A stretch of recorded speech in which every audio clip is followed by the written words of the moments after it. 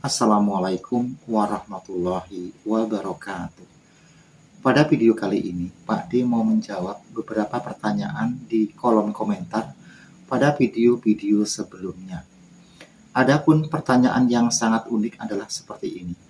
Pak D, padahal usia kamu sudah lanjut dan sudah tua, tetapi menjadi seorang YouTuber kok ya juga jalan dan banyak pengikutnya? Sebenarnya tidak banyak, tapi adalah gitu ya. Perlu diingat bahwa konten video yang satu ini sangat bermanfaat dan bisa menjadikan sebuah catatan bagi kalangan YouTuber pemula. Nah, sekarang saya jawab dan saya jelaskan. Walaupun YouTuber itu orangnya sudah tua, dan walaupun YouTuber itu tidak secerdas mereka-mereka yang YouTuber kelas kakap di atas sana, asalkan konten video itu ada. Maksudnya begini, apa yang dimuat dalam konten video itu di dunia nyata ada. Jadi orang selanjutnya akan percaya dengan konten-konten yang kita sajikan. Apabila kita bikin video menarik namun video itu bohong atau menipu atau hoax, pastilah dalam channel itu ada 1-2 video yang booming atau viewernya itu meledak. Tetapi kedustaan atau dusta yang kita sajikan itu terus-terusan dan berkelanjutan, lama-lama yang namanya orang pun akan ragu dan kehilangan sebuah kepercayaan. Ini channel konten videonya ternyata bohong ya. Udah gak usah nonton video yang satu ini. Ternyata thumbnailnya dengan judulnya atau dengan apa yang dia katakan itu tidak ada dalam video. Suatu contoh, kita berjalan-jalan di semak-semak, kita bikin thumbnail atau sampul ada gambar ular yang menakutkan. Ternyata video itu setelah diklik tidak ada ularnya. Akhirnya di awal orang memang percaya, namun lama-kelamaan orang itu akan kehilangan kepercayaan terhadap channel kita. Contoh lain, dulu atau sebelum ini, untuk channel-channel yang bernuansa misteri, penampakan hantu, kuntilanak, dan lain sebagainya, atau channel-channel yang videonya itu bermuatan hal-hal mistis, keajaiban, atau semacam magic, semacam hantu lah.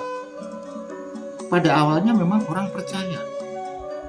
Lalu orang itu menelusuri di alam nyata. Oh, ternyata apa yang dimuat dalam video itu tidak ada. Nah, apa yang didapat dari video itu? Suatu misal lagi saya kasih contoh. Umpamanya ada sebuah video mengajarkan cara menarik rezeki, cara menarik pusaka di tempat angker atau benda-benda gaib di tempat-tempat yang sangar. Ada lagi bacaan dan lapat mantra untuk mendatangkan rezeki secara tiba-tiba, mantra dan cara memelet wanita mudah dan cepat tanpa japa mantra, dan lain sebagainya. Ternyata penonton itu setelah mengikuti bahkan mempraktekkan apa yang ada dalam video itu, hasilnya nol atau nihil. Nah, selanjutnya penonton itu sudah mulai kehilangan rasa kepercayaan, dan akhirnya mereka semua itu meninggalkan channel Anda, hanya meninggalkan bekas sebuah subscribe. Jadi dia subscribe saja, setelah tahu muncul video update terbaru dia sudah tidak gubris lagi. Jadi seperti itu. Namun apabila kita menyajikan konten-konten atau video yang bila mana kita pelajari itu membuahkan hasil, atau bila mana kita telusuri di dunia nyata benar-benar ada, pastilah lama-kelamaan para subscriber atau penonton itu pun semakin percaya kepada kita. Jadi kuncinya itu. Seperti halnya pada video kali ini, sedikit saya membahas tentang YouTuber. Kalau seorang YouTuber hanya meyakini mitos-mitos pada teknik YouTube, selamanya tidak akan bisa maju. Video ditonton, video rame, video meledak bukan karena kebetulan dan bukan karena simsalabim. Banyak orang berkata YouTube itu aneh memang. Terkadang video itu sudah lama dan jelek, tapi akhir-akhir ini bisa naik dan ramai. Itu perkataan yang salah kalau menurut saya. Jadi, sebisa mungkin kita itu membuat video atau konten yang real. Paham? Suatu contoh lagi video-video yang real. Umpamanya kita bikin tutorial cara mengatasi cangkul agar tidak lengket. Nah, itu kan artinya di dunia nyata itu ada. Yang namanya cangkul atau orang menyangkul di dunia nyata itu ada. Cara agar subscriber semakin pesat dalam waktu dekat. Apabila video kamu itu bisa dipercaya, sedikit menarik, tidak menyita waktu terlalu boros, artinya video itu padat, pastilah orang itu akan subscribe. Begitu pula saya, bila mana ada sebuah channel, padahal subscribe-nya belum ada 200. Kalau memang bagi saya channel itu bermanfaat, pasti saya pun akan subscribe dan mengikuti. Walaupun kreatornya itu masih muda jauh di bawah saya. Jadi ada pepatah kebo nyusu kuda, memang kejadian itu ada pada realita sekarang. Sebagai orang tua yang kurang tahu tentang kemajuan di zaman sekarang, saya pun menyadari. Dan saya pun harus mengikuti mereka-mereka yang muda. Karena mereka-mereka yang muda itu lebih tahu keadaan era sekarang. Apabila kamu ingin benar-benar menjadi seorang YouTuber, walaupun tidak gede, walaupun tidak kondang, tapi setidak-tidaknya bisalah untuk kebutuhan sehari-hari, bisalah untuk kebutuhan kelangsungan hidup. Cari di manakah kelebihan kamu, tuangkan, ekspresikan, muatlah dalam video kamu.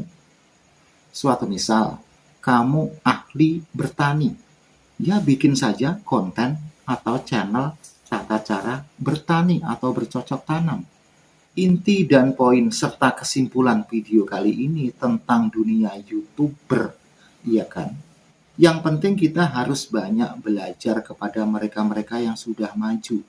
Umpamanya di YouTube ini ada kreator YouTube atau memberi penjelasan atau panduan tentang YouTuber pemula.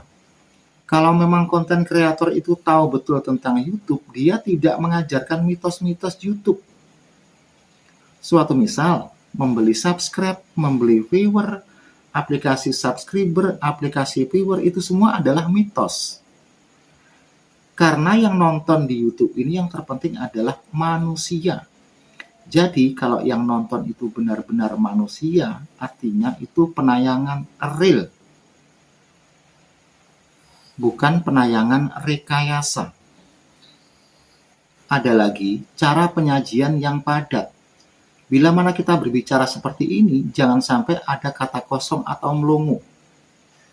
Supaya materinya itu padat dan tidak terlalu renggang, maka bila mana ada yang melongo, nah ini dipotong, dibuang, akhirnya rapat. Ya, ada juga yang dinamakan dengan SEO. Mungkin kalau saya berbicara SEO, rasanya ditertawakan oleh anak-anak muda. Itu YouTuber tua sok keminter bicara SEO dan lain sebagainya. Memang saya pun menggunakan SEO. Nah, jadi begini, untuk kalangan para YouTuber pemula yang masih muda-muda itu sebenarnya sangat disayangkan bila mana kamu semua itu tidak bisa sukses. Sangat disayangkan bila mana kamu semua itu gagal, karena yang tua saja bisa jalan, yang muda kok nggak bisa. Semua itu tidak lepas, kita harus rajin belajar, dan belajar. Jadi walaupun saya sudah seusia ini, sudah tua begini, yang namanya belajar terus-menerus tidak ada bosannya. Baik belajar membaca analitik, belajar setelan lanjutan, belajar yang namanya SEO, belajar yang namanya kata kunci, deskripsi, judul, dan tema yang selama ini dicari orang atau ditunggu orang. Terus ada lagi yang bertanya, Pak D, dulu di awal menjadi YouTuber, memang kreator siapakah yang Pak D ikuti? Nah, dengarkan baik-baik. Pada awal saya menjadi YouTuber, saat itu subscribe saya belum ada 50. Cara bicara yang saya ikuti adalah kreator Erianto Anas. Itu cara bicara dan support atau penyemangatnya atau motivasinya dari Erianto Anas Channel. Terus masalah tekniknya seperti SEO, kata kunci, deskripsi, dan lain sebagainya, saya mengikuti Den GC. Mungkin kalau Anda mengikuti Den GC, di situ cuman ngomong. Namun, apa yang dia omongkan itu hayati betul dan camkan baik-baik. Bahkan pada waktu itu, Den GC pun seringkali menjumpai cibiran, olokan, atau tepisan dari golongan orang-orang yang seringkali jual subscribe, jual viewer, dan lain sebagainya. Dan pada saat itu pula, Den GC pun banyak sekali hatersnya.